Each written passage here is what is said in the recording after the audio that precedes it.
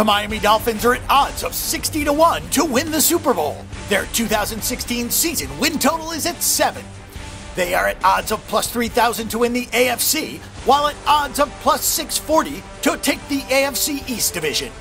The Miami Dolphins went 6-10 straight up last season while going 5-11 against the spread, and they went 7-9 on the over-under.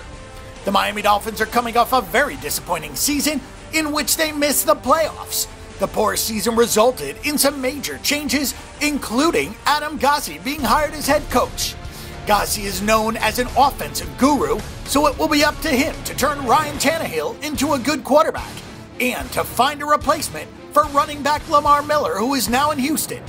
The offense under Gase should be better, as it can't get much worse than last season when the Dolphins were 27th in the NFL in points per game. But offense is not the only problem for Miami, as the defense was just 19th in the league in points allowed a year ago.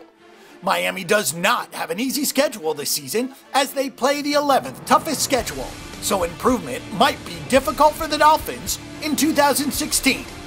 The Miami Dolphins still believe that Ryan Tannehill is their franchise quarterback, but his results so far have not shown that he can be trusted. His numbers were not bad, as he threw for over 4,000 yards last season, but far too often he made mistakes. He has some talent around him in running back Jay Ajayi, wide receivers Devontae Parker and Jarvis Landry, plus tight end Jordan Cameron. The Dolphins took a big risk in taking Laramie Tunsil with their first pick in the NFL draft, but if he delivers, then Miami's offensive line should be improved.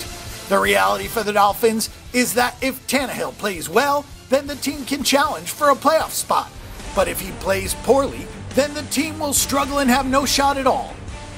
The Dolphins threw a boatload of money at Ndamukong Suh, and he simply wasn't a great player for Miami last season.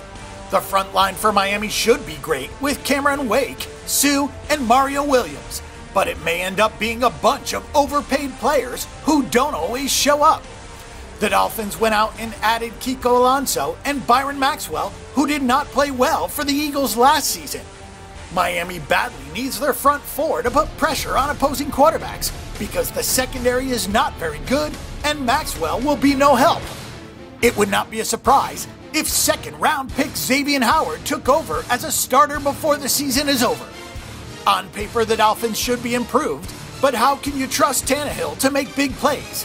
And how can you trust a defense with a bunch of overrated players like Suh, Williams, and Maxwell? Gase could do a good job with the offense, but only with a great quarterback, and Tannehill has yet to prove that he is a great quarterback. Odds makers probably have this one right, as the Dolphins figure to win about 7 games this season.